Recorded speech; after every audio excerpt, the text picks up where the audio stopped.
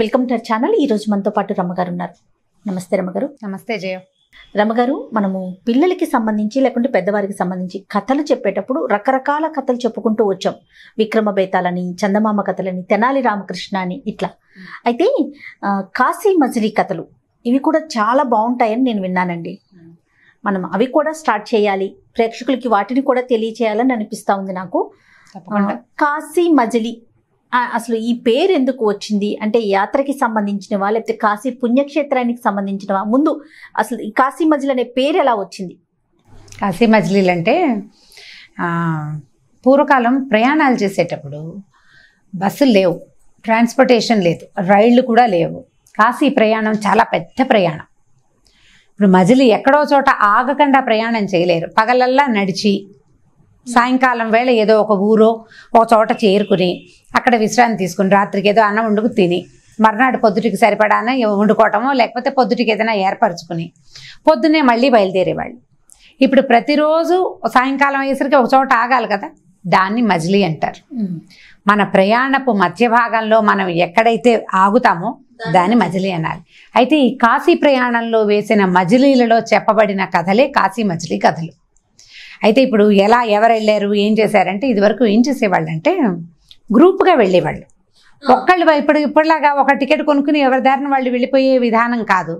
ఎందుకంటే అడవులు ఉండేవి మధ్యలో. ఈ కాశీ ప్రయాణంలో రకరకాల సమస్యలు వచ్చేవి. చాలా దూరం, ఇప్పుడు మన ఆంధ్రదేశం నుంచి తెలుగు రాష్ట్రాల నుంచి, ఇవాళ తెలుగు రాష్ట్రాల్లో చెప్పుకున్నాం, ఇదివరకు ఆంధ్రదేశం అని చెప్పుకోవాలి కదా. ఈ మూల నుంచి కాశీ వెళ్ళాలంటే ఎంత ప్రయాణం. మనం ఫ్లైట్లో వెళ్తే తొందరగా వెళ్తాం, ట్రైన్లో వెళ్ళినా ఒక రోజంతా పట్టేస్తుందా. పైగా డైరెక్ట్గా కాశీలో దిగాం, ఇంకో చోట ఎక్కడో దిగి అక్కడి నుంచి వెళ్తాం. అదే మనం అక్కడికి వెళ్ళాలంటే ఈ ఒకరోజు రైలు పరిగెత్తిన ప్రయాణాన్ని మనుషులు నడవాలి, అదంతా ఒకటి. అక్కడి నుంచి ఈ రాత్రిళ్ళు ప్రయాణం చేయగలిగే వాళ్ళు కాదు, దారులు తెలియవు, లైట్లు ఉండేవి కాదు, అడవులు, జంతువులు, దొంగలు, వాతావరణం మార్పు, అసలు ఇన్ని సదుపాయాలు లేవు కదా, ఏవీ లేవు. ఇప్పుడు వాతావరణ మార్పుతో ఏమైంది, కొత్త ఊళ్ళో ఎక్కడో నిద్ర చేశారనుకో ఆ నీళ్లు పడక అనారోగ్యాలు పాలయ్యేవాళ్ళు. డబ్బులు ఏమింది, పట్టుకెళ్ళిన డబ్బే డబ్బు, మధ్యలో డబ్బులు రావడానికి మనీ ఆర్డర్లు అవి ఏమీ లేవు, తీసుకెళ్లిన సంబారాలతోటి. ఇప్పుడు ఇన్ని నెలల పాటు ప్రయాణం అయ్యేది. 270 రోజులు ప్రయాణం చేసిన వాళ్ళు కూడా ఉన్నారు. 270 రోజులకు సరిపడా ఆహారం కాశీకి. మరి నడవద్దు, ఒకరోజు ఎంత నడుస్తాం, రోజుకి మనం నడవాలి కదా, నడిచి వెళ్ళాలి ఇదంతా. పైగా అప్పుడు ఏం చేసేవాళ్ళు, ఓ బండి, 2 ఎడ్ల బళ్ళు, 2, 3, 2, 3 బళ్ళు, ఒక గూడు బళ్ళు, ఒక 10, 5, 6 మనుషులు, ఒక 4 కుటుంబాలు, బాగా వంట చేయగలిగే వాళ్ళు ఒకళ్ళిద్దరిని అలా వెంటబెట్టుకుని ఆ రకంగా బయలుదేరి వెళ్ళేవాళ్ళు. వీళ్ళంతా మధ్యలో ఎక్కడో చోట ఆగుతుంటా అక్కడ వంట చేసుకోవటం. ఎన్ని చూసుకోవాలి, ఒక చోట ఆగాలంటే నీళ్లు వనరు కావాలి, కాస్త పడుకునేందుకు ఏదైనా సదుపాయం కావాలి, క్రూర జంతువులు అవి ఉండకూడదు, కేర్ఫుల్గా చూసుకోవాలి కదా. ఆడవారు పిల్లలు ఉంటారు, పిల్లలు ఉండేవాళ్ళు కాదు, ఆడవాళ్ళు కూడా చాలా తక్కువ. పిల్లల్ని కాశీలు అక్కడికి తీసుకెళ్లేవాళ్ళు కాదు. సాధారణంగా కాశీకి ఎలా వెళ్ళేవాళ్ళు అంటే, కాశ్యాంతు మరణాన్ముక్తి అని చెప్తారు, కాశీలో మరణిస్తే ముక్తి లభిస్తుంది అని. అందుకని బాగా పెద్ద వయసు వచ్చాక ఎలాగోలాగా నడిచి కాశీ చేరి అక్కడ చర్మాంకాల్లోనే చేరి అక్కడ ఉండిపోయేవాళ్ళు కొంతమంది. ఒక రకం తండ్రులు కానీ ఎవరైనా పరమపదిస్తే ఇంట్లో పెద్దవారు వాళ్ళ అస్థికలు తీసుకుని వెళ్ళేది ఒకటి. వెళ్ళి మళ్ళీ తిరిగి వెనక్కి రావాలి కదా. అప్పుడు ఈ అస్థికలు తీసుకెళ్ళిన కుమారులు 2, 3 వాళ్ళకి సహాయం ఒక పురోహితుడు, భాష అస్సలు రాదు కాబట్టి ఒక దుబాసి, ఇంతమందికి సరిపడా సదుపాయానికి సరిపడా సంపద వీళ్ళ దగ్గర ఉండాలి. ఎన్ని రకాల ఇబ్బందులు ఇంత ప్రయాణం చేయాలంటే. అట్లా ఈ ప్రతి చోట ఆగిన ప్రతి చోట అక్కడ కనపడిన వింతలు విడ్డూరాలతోటి ఒకటి అక్కడేదో కనపడింది, ఆ ఊరేమిటి, అదేమిటి, ఆ ఊరి కథ, అక్కడేదో ఒక విషయం కనిపించింది, ఓ చెరువో, ఓ బొమ్మో, ఓ విగ్రహమో, ఒక తోటో ప్రత్యేకంగా, దాని గురించిన విశేషాలు చెప్పేది ఇంకొకటి. ఇప్పుడు మెయిన్ కథ ఏంటంటే కాశీకి ప్రయాణము మెయిన్ కథ. ఉపకథలు బోల్డ్ అని వస్తాయన్నమాట, చిన్నవి. ఇవన్నీ గొలుసు కథలు, ఒక కథలో నుంచి ఇంకో కథ, ఓ కథలో నుంచి ఇంకో కథ, అట్లా వస్తూ ఉంటాయి. సీరియల్ లాగా చేయాలి దీన్ని. ఓకే. ఇప్పుడు కొన్నిసార్లు ఏమవుతుందంటే, ఓ కథ ఈ ఎపిసోడ్లో మొదలైందంటే ఈ మజిలీలో మొదలైన కథ ఈ మజిలీలోనే ఎండ్ అయిపోతుంది. ఒక్కొక్కసారి ఈ మజిలీలో మొదలైన కథకి ఎండింగ్ తర్వాత 6-7 మజిలీల తర్వాత ఎండ్ అవ్వచ్చు. ఆ రోజు నేను చెప్పానే ఆ కథ తాలూకు విషయమే ఇది అని మళ్ళీ 7-8 మజిలీల తర్వాత కూడా వస్తుంది. కథలు గుర్తుపెట్టుకోవాలి. అప్పట్లో ఏంటంటే ఇది చాలా పురాతనమైందని చెప్పాం కదా. ఇది రాసిన వారు మధిర సుబ్బన్న దీక్షితులు గారిని ఒక కవి గారు. దీని తర్వాత భాగం వాళ్ళ అబ్బాయి కూడా రాశాడట. 1930s దీన్ని రాజమండ్రిలో ప్రింట్ చేశారు ఈ పుస్తకాన్ని. 30s. అయితే ఈ పుస్తకం దొరుకుతుంది ఇప్పటికీ.